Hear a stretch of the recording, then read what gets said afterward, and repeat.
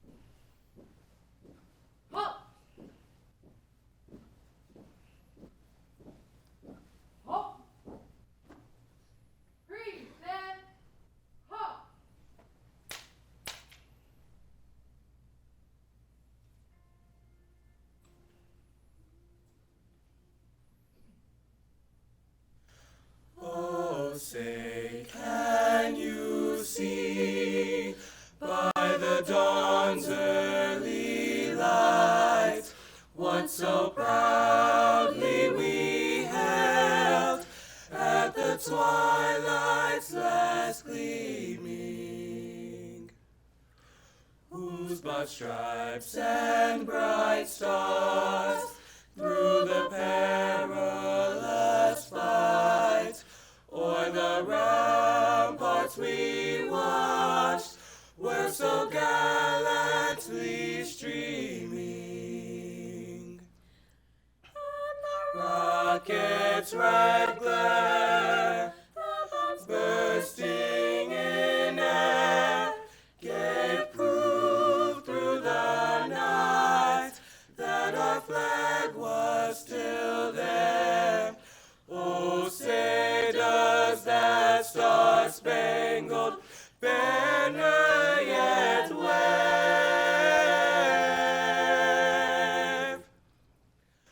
o'er the land of the free and the home of the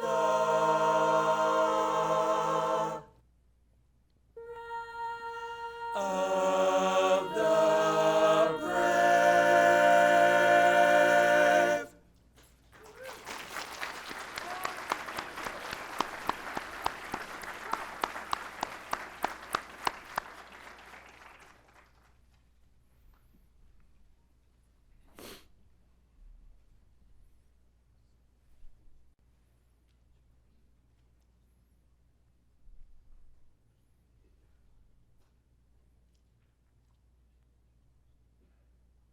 All right, please go ahead and take a seat.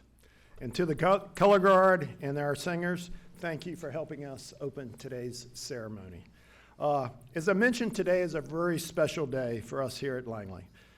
In this, our centennial year, we have gathered to celebrate the opening of a powerful new computational facility that promises to accelerate our research for decades to come. But really, more importantly, we're here to honor the legacy of one of the most admired and inspirational people ever associated with NASA. And the person for whom this building is going to be named after, Katherine G. Johnson, the mathematician and human computer. Before we go any further, I also want to recognize the distinguished guests that we have participating in today's events. Please hold your applause till I get to the end of the list of names and recognizing them all. So, joining us today, the Honorable Terry McAuliffe, Governor of the Commonwealth of Virginia. The Honorable Mark Warner, United States Senator from Virginia. The Honorable Donnie Tuck, Mayor of Hampton. By way of video, we're here from the Honorable Scott Taylor, Congressman from Virginia's 2nd District. Also joining us here today are Colonel Jason Kelly of the U.S. Army Corps of Engineers, From NASA headquarters, Dan Tenney, the agency's acting associate administrator for mission support. And today's keynote speaker, Margot Lee Shetterly, author of the best-selling book, Hidden Figures, which serves as a basis of the motion picture Hidden Figures of the same name. Sorry. So let's give them all a very warm welcome. Thank you.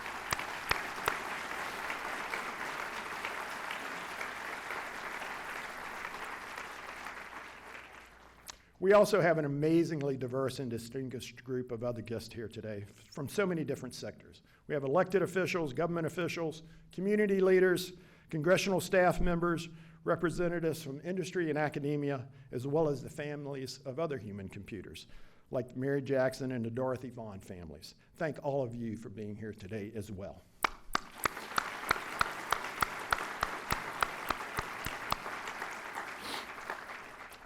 Now, I've saved the best for last.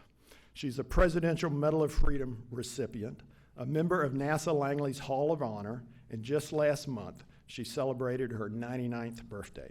Ladies and gentlemen, please join me in letting her know how much we appreciate her in being here in her service to the nation, Ms. Katherine G. Johnson.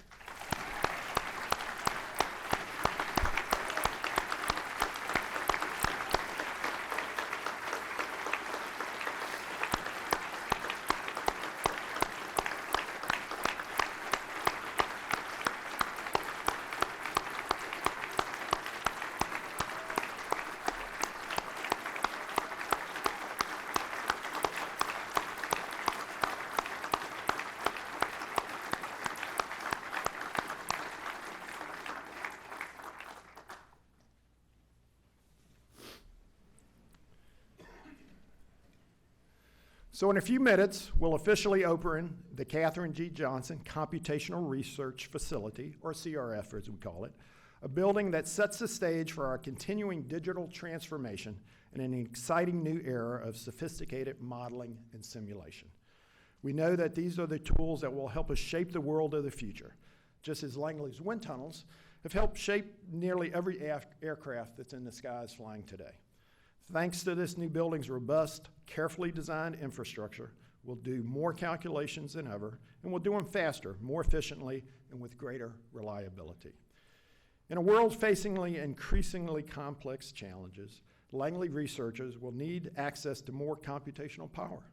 We will also need a solid foundation on which to create the computing capabilities of tomorrow. That's the promise of this new building holds. It allows us to better address the challenges of the future. So now let's take a quick look inside the facility that will drive so much of Langley's research in the years ahead.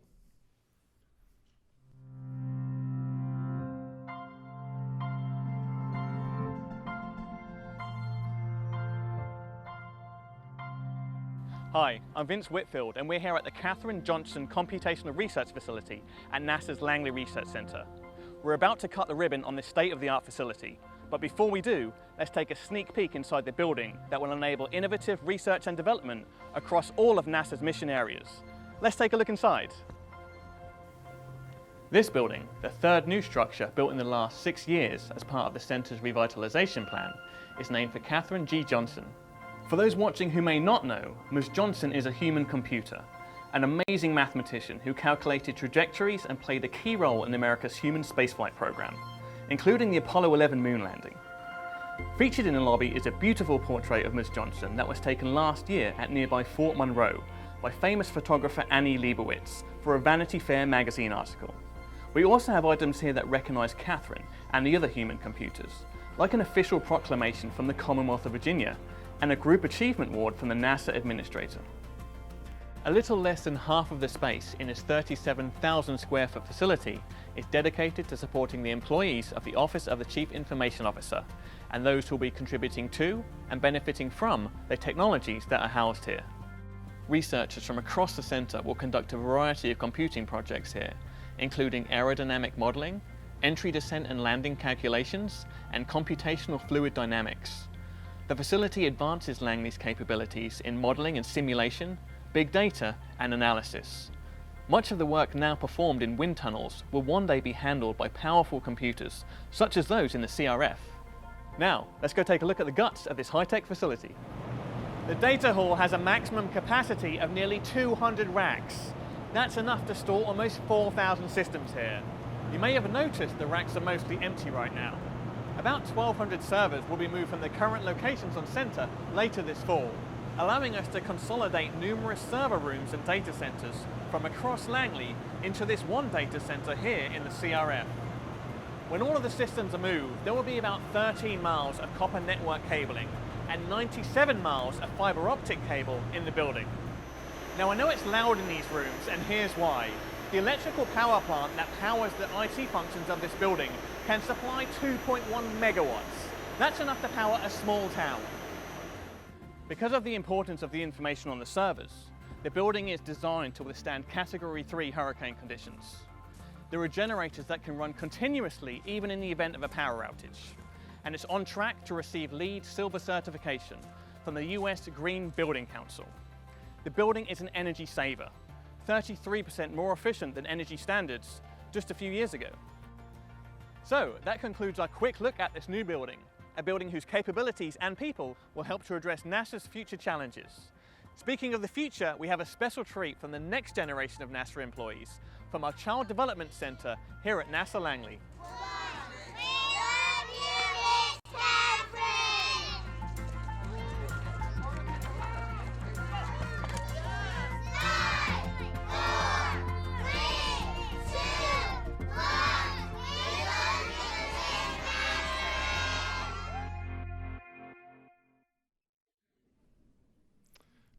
That's a great ending to that video. You can't see too much of that. But as you can see, this facility will improve the efficiency and reliability of our number crunching. It will also give us room to grow and collaborate with our partners across the agency and with industry. As you know, at Langley, we have world-class researchers. That's been true for a century now. And researchers from across our center will benefit from this new facility. One of our areas of expertise is entry, descent, and landing, or EDL as we call it. And it's really the science of how a spacecraft enters and flies through a planet's atmosphere and lands safely on its surface. Langley's skill in this area has been used for every successful robotic mission that's landed on Mars. And as we are called upon to support NASA's journey to Mars, the calculations we need to get us there will take place in this new building. Improving our aerodynamic testing capabilities using computer models, also known as computational fluid dynamics, is another area where these powerful computer servers will help us lead the way for NASA. And in materials research, an area I used to work many, many years ago, there's potential to model the property of new polymers and learn which ones will help us create stronger, lighter, more capable aircraft and spacecraft. All very exciting stuff.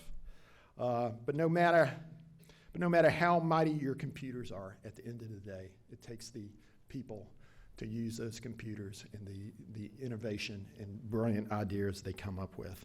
And what we're really doing is taking lessons learned when Katherine Johnson and her fellow human computers calculated spacecraft trajectories with paper, pencil, and adding machines, and applying them to today's missions. With this new facility, we will continue to advance the same techniques that she used to such spectacular effect. And I can't imagine a better tribute to Mrs. Johnson's character and accomplishments than this building that will bear her name. So this, yes, that deserves a round of applause. I agree.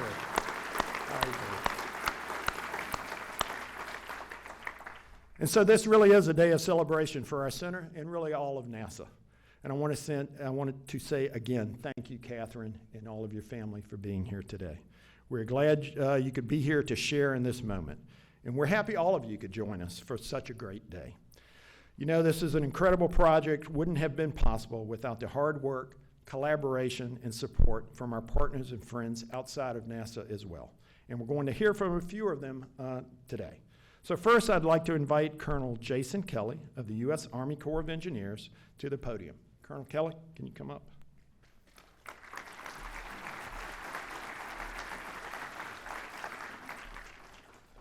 To Governor McAuliffe, Senator Warner, Representative Taylor, Mayor Tuck, Ms. Shetterly, friends of this storied installation and organization, and of course, Ms. Johnson and family.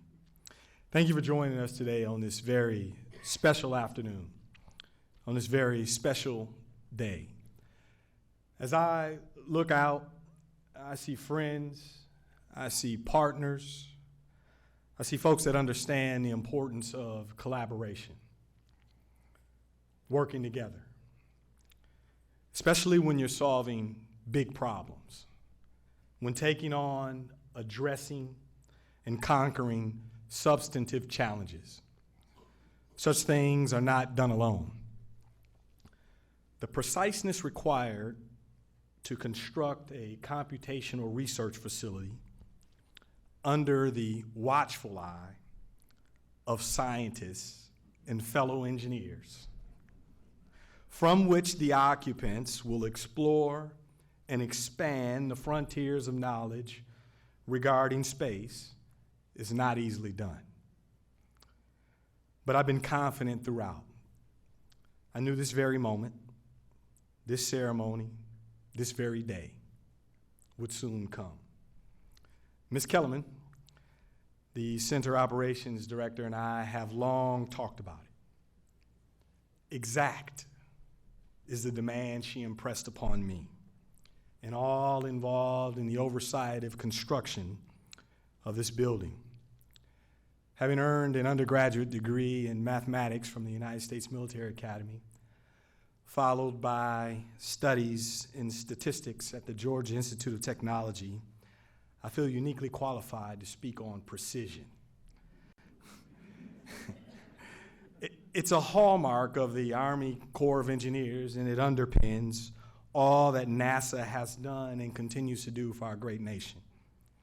I'm honored to represent the many men and women, laborers, helpers, project managers, construction representatives, architects, engineers, and a host of support staff members who work so hard to deliver this facility.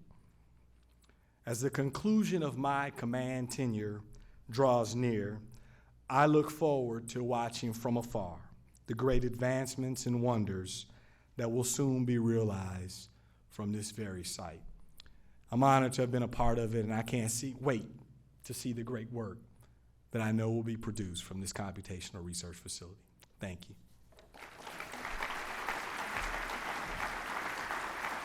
Thank you, Colonel Kelly, for those great remarks.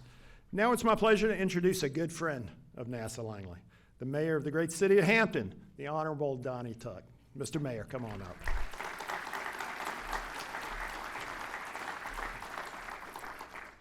Good afternoon to Governor McAuliffe, to Senator Warner, to Congressman Taylor, to other elected officials and government officials, to Director Bowles, and to the administrators, staff, researchers here at NASA Langley Research Center, and to the representatives from NASA headquarters and the other research centers, to Mrs. Katherine Johnson, to her family members and friends, to other distinguished guests. Good afternoon. It's my pleasure to welcome you here. In our city's 407-year history, as well as 100-year of relationship with NASA Langley Research Center, we've had many, many historic events and many proud moments.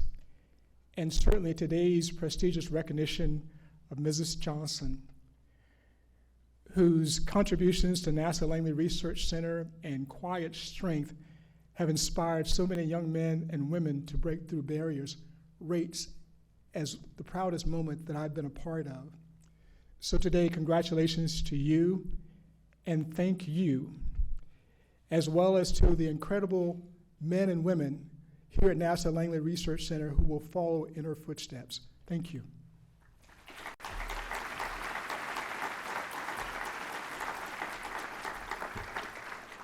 Thank you, Mayor Tuck, for those great words.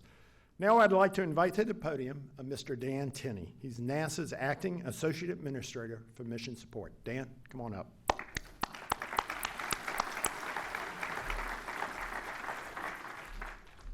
Thank you, Dave, and thank you to all of you for being here today. This is truly a historic moment, and it's wonderful to see such high-level support for NASA's Langley Research Center and this new facility that we're dedicating on behalf of Ms. Katherine G. Johnson. It's my honor to do this today, to dedicate this facility, a facility that will enable the future. That's not an easy task in a rapidly changing environment such as aerospace, but this facility truly will endeavor our future. This facility will help us move forward in advancements in aeronautics, science, earth sciences, as well as space technology. It will also help us move forward as we advance towards our mission in Mars. From aeronautical support to human spaceflight to sciences and space technology, NASA Langley has continued to be involved in all facets of NASA's mission. And it's a tribute to our pioneering spirit, a spirit that inspires so many, and the story of Katherine G. Johnson, which has inspired so many. Her story will inspire generations of young people who will be inspired to pursue their dreams, their ambitions, to work for us, hopefully one day. As author Ms. Shutterly can attest, the many hidden figures that contributed to the great accomplishments of NASA are so important to our future. Ms. Johnson, thank you for being here. Thank you for your hard work over the years. You truly did make NASA a wonderful place in helping this nation advance our aerospace program. I'd also just like to say that Ms. Johnson's testimony is a tribute to her sharp mind, her pioneering spirit, and the many doors she helped open for so many others. It's my honor to be here today. I want to say congratulations to NASA Langley. Congratulations to Ms. Katherine G. Johnson, and congratulations to NASA as we continue to pave a way for the United States. Thank you. Let us celebrate together.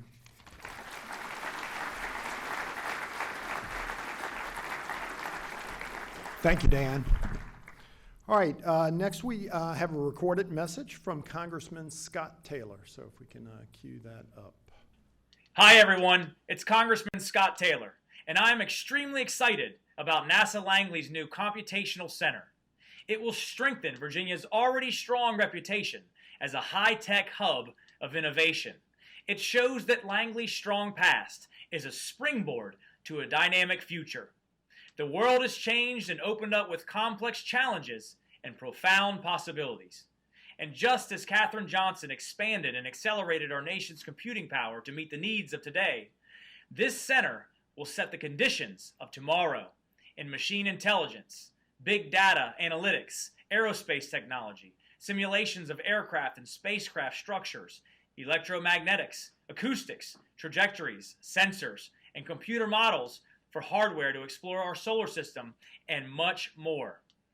Ronald Reagan once said that each generation goes further than the generation preceding it because it stands upon the shoulders of that generation, and that you will have more opportunities beyond anything we've ever known. Pioneering patriots like Katherine Johnson broke racial and gender barriers in laying the foundation of mathematics critical to NASA's early space flights.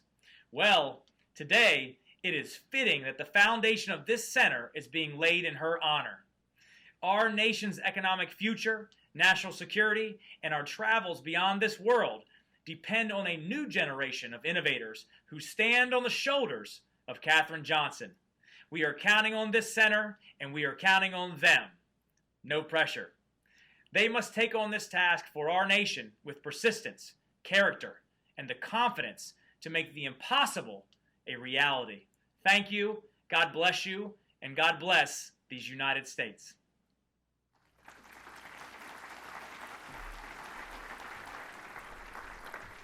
All right, very good, and we certainly appreciate those words and that message from the Congressman.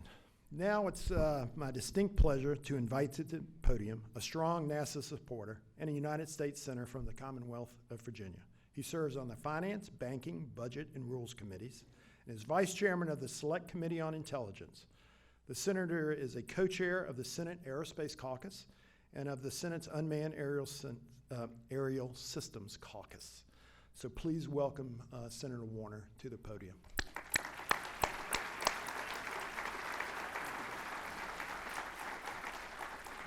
Thank you, Dave. Thank you for that introduction, and it is a great honor for me to also be here to celebrate this opening of this wonderful new facility and to finally have a chance to meet Mrs. Johnson. It is a really great honor.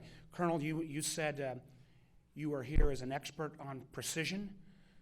As a former governor and senator, I'm not an expert on precision.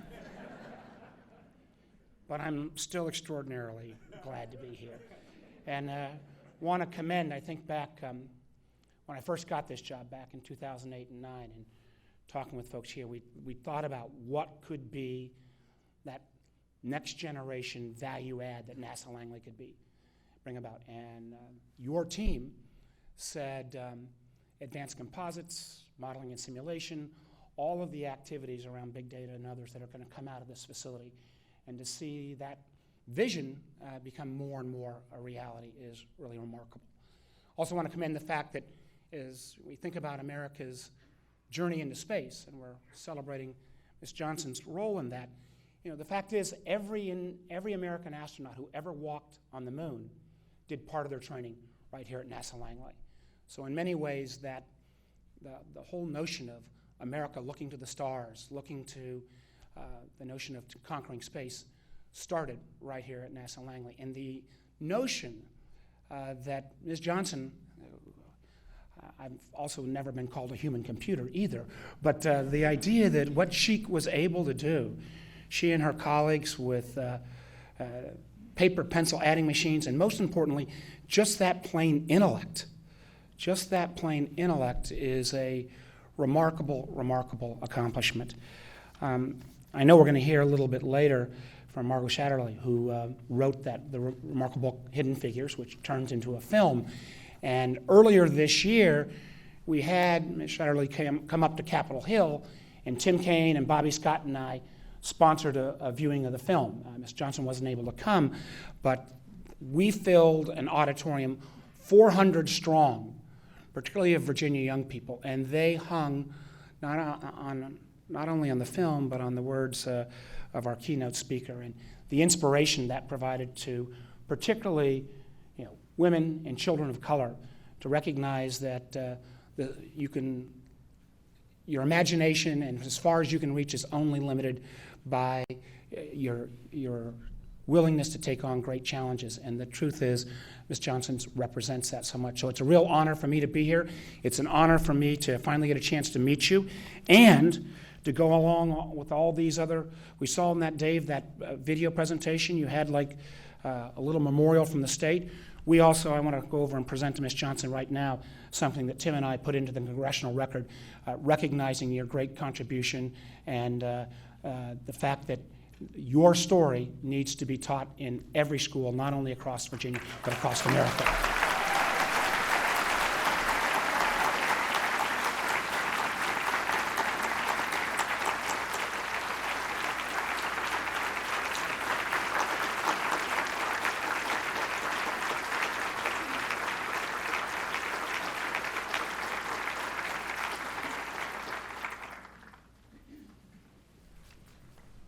Good enough politicians that when you get them standing, time to stop talking.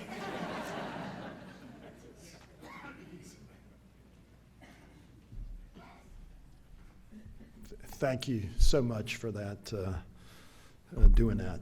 That means a lot, so thank you very much. All right, now I'm happy to introduce a leader who works tirelessly to build a new Virginia economy based on 21st century industries, such as cybersecurity, biosciences, and advanced manufacturing. And I think it's safe to say that Langley's new Computational Center is a good example of the kind of high-tech future he sees for the Commonwealth of Virginia. As chairman of the National Governors Association, he made cybersecurity his signature initiative, and as a result, been called the Cyber Governor of the Year. He was named 2016 Bio Governor of the Year by the Biotechnology Innovation Organization and was twice elected chairman of the Chesapeake Bay Executive Council. I also know he's one of the first governors who flew in a drone over at Wallops about, 2 months ago. So another first.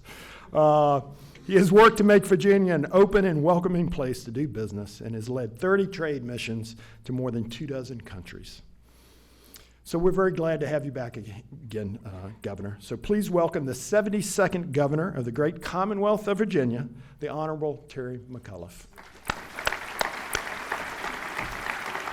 Thank you, buddy. Thank you, everybody. Good afternoon. Thank you, thank you, thank you. First of all, I want to thank David for his tremendous leadership. He started here 38 years ago, And as the director of this Langley Research Center, I'm telling you, David, you have done a magnificent job. Let's give David a great round of applause if we could. Mayor Tuck, it's great to be back in the greatest city in the United States of America, back in Hampton, the greatest city and the greatest state and the greatest nation on earth. It all comes back to Virginia, does it not, folks? And to Katherine, what an honor to be with you today. We are so honored to have you here today at this magnificent facility. We love Langley Research Center here in the Commonwealth of Virginia, first of all, for what it does for us economically, about $1.2 billion a year of economic activity. It seems like just yesterday, but it was 2.5 years ago, I cut the ribbon on this very building that we're in today, and then the center and I were back recently for the measurement systems. We put the shovel in the ground, and to be here today again for this beautiful ribbon cutting really is something very special. We love Langley Research Facility. First of all, we would not be able to be in the air. We would never have been able to go to space were it not for Langley Research, and we thank you all for that, especially those politicians who spend a lot of time in the air. I thank you for safe and shorter flights today, but what you've been able to build for us for the future. This morning, the Senator and I were up at a great event where with a new fiber optic cable is coming into the United States of America. Where's that coming to? Virginia Beach, of course. The only place it should come, to Virginia. But that new cable will bring the fastest, most reliable data, which we'll be able to use for this facility now, which will be a collection of all the Langley research data we will have in one place. As soon as I leave here, I'm going off to Wallops Island, and we are going to launch our first maritime drone. Virginia controls the air. We have more drone companies here than any other state in America. We control the land. We're building 55 sensors for automated vehicles. And by the end of today, we will own the sea. The land, the sea, and the air, all controlled by the Commonwealth of Virginia. How do you... And Katherine, none of that would have happened but for you. So I want to thank you. And as the director said, I did recently, I'm the first governor to actually go up in an unmanned system. I went up a drone off of our new Wallops Island. If you didn't know, Virginia is the only state in America that has a drone runway, 3,000-foot runway down at Wallops Island. I had a robot in the pilot chair. I hit a button, it took off. We went 8 miles over the Atlantic. I hit a button, said land, and the thing turned around, came back. That's a distinction. As you probably read in the paper, I just jumped out of an airplane at 10,000 feet. I had a parachute, landed at a Wounded Warrior event in Virginia Beach. As I like to say, my security detail, he's only got 4 months left. Who cares? Let him jump. Who cares anymore? But all of these great things that we're doing here, leading on cyber, leading on data centers, leading on autonomous vehicles, now a leader on biotech, a lot of that can come back here to the Langley Research Center. And I do want to thank all of you. And to Katherine, you have been a trailblazer. You think back into the 50s, what you were able to do when a lot of discrimination and people tried to constantly hold you down. It reminds me of another groundbreaking I just did. I just named the new building, the new state office building in Richmond, the new Attorney General office. I named that after another trailblazer, a 16-year-old young African-American girl by the name of Barbara Johns. Our state office building today, is now the Barbara Johns State Office Building because, like you, Katherine, this 16-year-old girl in Prince Edward County, Virginia, at a very difficult time in the 50s, 2 sets of schools, white students, black students. And she led a revolt in the 50s at the age of 16 years old and said, this isn't fair and it's not right. And she led 400 of her fellow students, got them all into the gym, 16 years old in the 50s in Prince Edward County. Think of that. And then had someone go down the street and call the principal and say, there's a student down here in Farmville, come get him. As soon as the principal left, she got them all in, closed the doors, and she marched all 400 out, and she said, we are not coming back until we have an equal school. And she got that done. And Katherine, you are that same trailblazer. So when I think of Virginia and the history of what we've gone through, we have had Maggie Walker, we've had so many great leaders. You are at the top of that list. So on behalf of everybody who's had to knock down walls and knock down barriers, we want to thank you because you were at the forefront. It's easier now to come behind, but we needed always somebody who was that ram and rod. That was you, Katherine. So on behalf of all of us here in the Commonwealth and the United States of America, I thank you for your leadership. And today is not about putting a name on a wall or a building. Today is about every young student or every young African American girl today who's going to school says, I too can do this. I too can be a success. We just met a young woman, a junior at ODU, when we were touring the facility, all excited. Katherine Johnson was her hero. She is here now. And she's here because of Katherine Johnson, and that is her future. So today is not about names. Today is, Katherine, what you have been, a trailblazer, and your name will go on and on to all of those young women who follow behind you, who have the courage to do it because of you, Katherine. So thank you on behalf of all of us.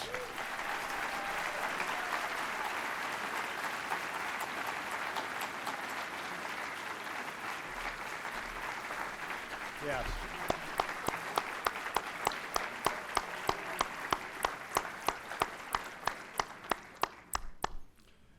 Thank you very much, Governor. All right, so next we're going to hear from today's keynote speaker, someone who knows Katherine Johnson well, someone who has spent years researching the stories of Katherine and the many other female mathematicians at Langley who made such important contributions to NASA and our nation. Let's welcome back to the center a distinguished member of NASA Langley's extended family, Margot Lee Shetterly.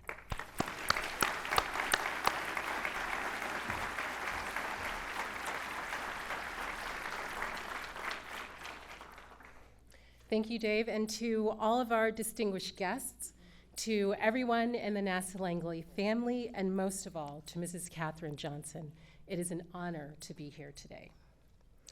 In 1962, following the success of John Glenn's orbital spaceflight, the city of Hampton hosted a parade for the Mercury 7 astronauts.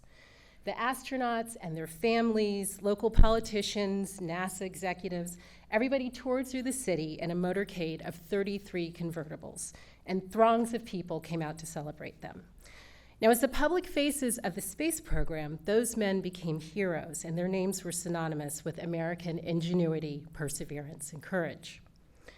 Who among the 30,000 people who crowded the streets of Hampton, my hometown, I may add, that day to catch a glimpse of those Mercury 7 astronauts could have guessed that 55 years later, we would be convening to dedicate this state-of-the-art data facility to the woman whose mathematical acuity and behind-the-scenes calculations contributed to the success of so many of those groundbreaking missions. But let's not forget the motto of the city of Hampton is E Praeteris Futura, out of the past, the future. The question, as always, has been which past and to what future? But today, as we dedicate the Katherine G. Johnson Computational Facility, we take the time to celebrate Mrs. Johnson's past, her contributions to the success of NASA, to computer science, and to our nation's space program. Since the National Advisory Committee for Aeronautics set up shop here in Hampton in 1917, 100 years ago, the Langley Research Center, which was originally called the Langley Memorial Aeronautical Laboratory, has been reaching for the heavens. Katherine's work and that of the other women mathematicians who worked here with her is the foundation of this building. We are living in a present that they willed into existence with their pencils, their slide rules, their mechanical calculating machines, and of course, their brilliant minds. With Katherine Johnson's achievements to inspire us, we are called first to imagine and then to engineer the future of NASA, of our community, and of our country. From the vantage point of the present, it's really easy for us to look at the past and to assume that what actually happened was always inevitable. It seems like a foregone conclusion, for example, that America would triumph over the Russians in the space race. Only when we step into our time machine and examine the past up close do we understand that the path to the future is rarely smooth or direct or predictable. And Katherine's story is no exception. But at every fork, her talent, her hard work, and her character pulled her toward her destiny. At every turn, she made a choice, becoming the protagonist of her own story and then of ours. Her work calculating the trajectory for John Glenn's 1962 orbital flight is only the most well-known episode in a life that intersected many of the memorable events of the 20th century. But it's an anecdote from her youth, one that took place decades before those decisive weeks in 1962, that I think is particularly relevant to this occasion because it paved the way for us to be here today. Katherine Johnson graduated from high school and enrolled in the historically black college, West Virginia State Institute, at age 14. And in no time, she had whipped through all of the courses in the math department. Now, a professor named W.W. Shefflin Claytor, he was the third African American in the country to get a PhD in mathematics, and he was born in Norfolk. Dr. Claytor took note of Katherine's talent, and he developed advanced math classes just for her. And in fact, he did more than that. What he did was he began to prepare her for a career as a research mathematician, which for any woman in the 1930s, much less a black woman, was essentially non-existent. "Where will I find a job?" she asked him. And he said, "Well, that's your problem." Now, I've come to think of Shefflin Claytor as the ghost of NASA future. Somehow, he believed that his star student would eventually find a career that was worthy of her talents, and he did all he could to set the cornerstone of that career. And the fact that a professional mathematician's job was nowhere on the horizon when Katherine Johnson was in college did nothing to dull her enthusiasm for that work. When she finally made it to NASA in 1953, this was 16 years after graduation, many of those years spent working as a math teacher in segregated Virginia schools, she was well prepared for the job. And she was so well prepared, in fact, that Dorothy Vaughan, who was the head of Langley's all-black West Area Computing Unit, selected her for the assignment in the Flight Research Division. And I just want to mention that Dorothy Vaughan actually taught at Moton High School. This is the black school in Farmville, Virginia, where Barbara Johns went to school. So there are a lot of connections here. Now, Dorothy Vaughan herself was a brilliant mathematician, and she was also an excellent manager. So Dorothy knew that when she sent Katherine Johnson to this hard-charging group of brainy fellas, that she was sending the smart one. This is, as the John Glenn character mentions in the Hidden Figures movie. Katherine Johnson was the right person at the right time for the job at hand. And it was the rigorous preparation from her days as a student that would set the trajectory that would bring her here to NASA, where she could play a role in determining the future. So any of you students out there who have ever been in math class and have asked your teacher, "When am I ever going to use this?" I think this might be a really good time for you to have a sit down with Mrs. Johnson. So by now, most of us know the details of the work that Katherine Johnson did here at NASA. We know about the calculations she provided for Alan Shepard's flight, the calculations that she provided for John Glenn's pioneering orbital flight. We know about the math that she contributed to the parking orbit calculations for the Apollo 11 mission to the moon. Today, all of those things seem inevitable, but without her past full of diverging roads and choices that made all the difference, we would not be standing on the brink of this future. My first interview with Katherine Johnson took place in 2010, and no matter how many times I've heard her story since then, I am always blown away and very touched. But what she did in that interview, and over the course of many more interviews, was to tell me the stories of other women. She told me about her admiration for Mary Jackson, who became NASA's first black female engineer. She told me that she considered Dorothy Vaughan to be one of the smartest people that she has ever met. And she told me that when she speaks to students in classrooms, and she has always been working to inspire kids to choose STEM careers, that she never fails to mention Dr. Christine Darden, who started in the computing pool at Langley in 1967 and went on to become a top expert on the phenomena of sonic booms, and she is here today.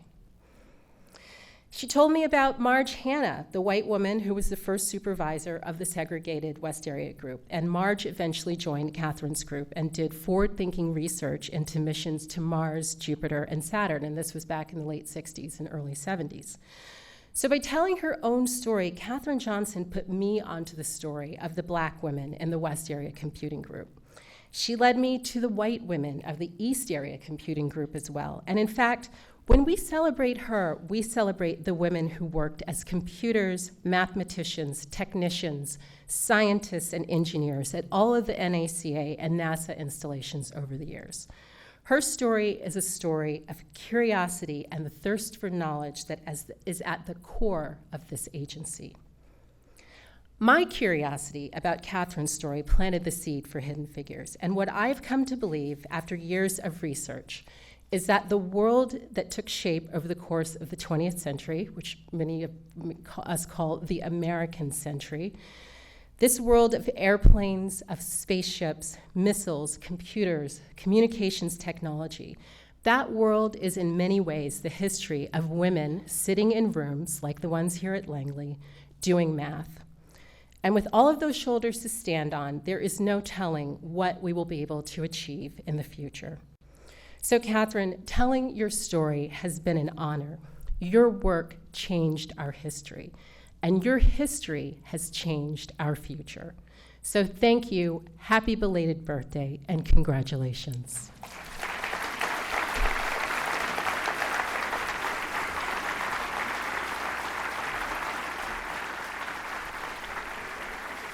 Thank you. Thank you very much, Margot, for those words. And I'll just share, Margot and I were talking in the facility before the celebration. And it's just amazing that we're here during our centennial year and today celebrating the opening of this building with somebody who had such an impact on our first 100 years. And this new facility is really going to lay the groundwork for our second 100 years. So it's just, as I tell people all the time, you can't make this stuff up. It all came together in the same year, but it's just an amazing story, and that's a good lead-in to share a special video message from our guest of honor today. So let's show that video.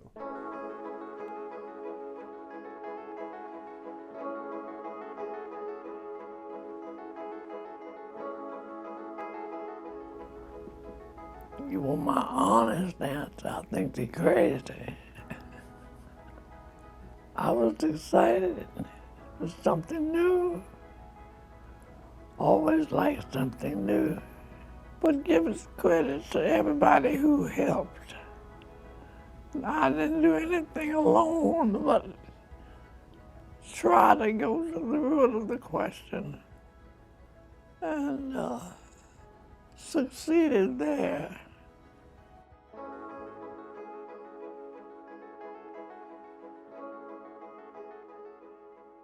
Do your best, but like it. Like what you're doing, then you will do your best. If you don't like it, shame on you.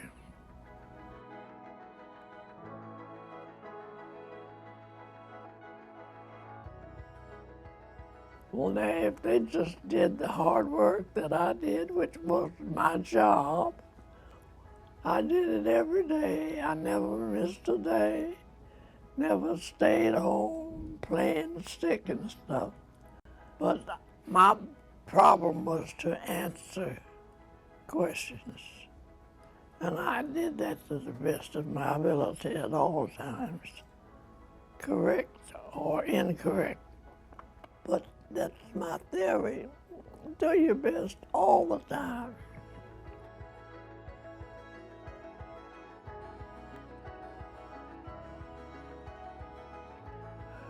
I'll be exceedingly honored and greatly honored. But you know, math is the same. I gave you that answer last year. It's the same now today. Well, the main thing is I liked what I was doing. I liked work. I liked the stars and the stories we were telling. And it was a joy to contribute to the literature that was going to be coming out. But little did I think it would go this far.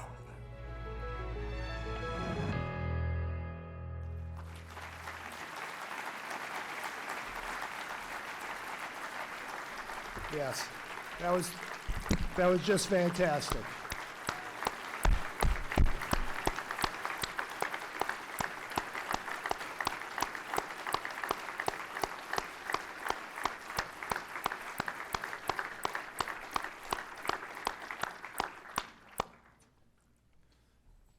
So thank you, Katherine, for everything you've done to, like I said, shape that first 100 years and lay the foundation for the second 100 years. Just amazing. They actually asked me if I wanted to see that video yesterday, and I told them no, I didn't. I wanted to see it real time today, and it certainly didn't disappoint. It was amazing. Just fantastic. Blew me away. All right, so I also want to thank everyone who's helped to make this day really a reality. Our partners at the U.S. Army Corps of Engineers, Norfolk District, everyone at Turner Construction, and our team here, including our Center Operations Directorate and the Office of Chief Information Officer. So it's a beautiful building, and I know it, and the people who work in it will help us reach new heights, reveal the unknown for the benefit of humankind. That's what NASA does. Pretty cool job. As I say, I've got the coolest job on the planet. So with that, it's really time to get down to business and officially open our new building. So I'd like to ask today's speakers to join me for the ceremonial ribbon cutting over here to the right. So Ms. Johnson, if you can move over there. Also, I'd like to ask Loretta Kellerman, Director of our Center Operations Directorate, to join us over there as well. Her team and the great work, we wouldn't be here having this ribbon cutting today without her team. So let's all go over there.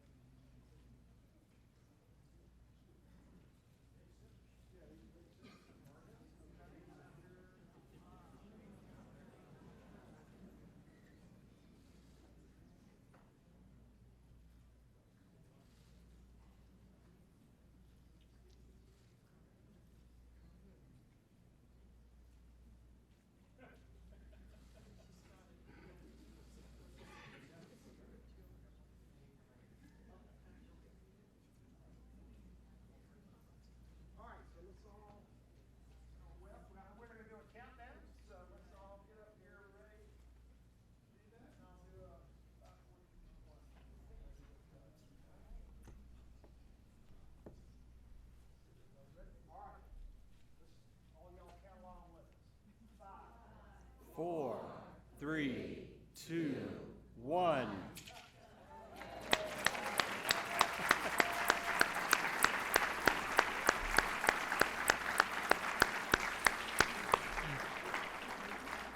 Ladies and gentlemen, I'm Rob Wyman, the lead for Langley's Office of Communications, and on behalf of Director Bowles and the remainder of the staff here, thank you for coming.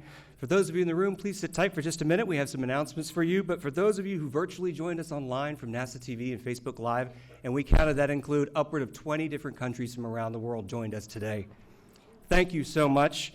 This concludes the televised portion of today's ceremony. Thank you for helping us celebrate Katherine Johnson and NASA and this milestone for us all. Thank you.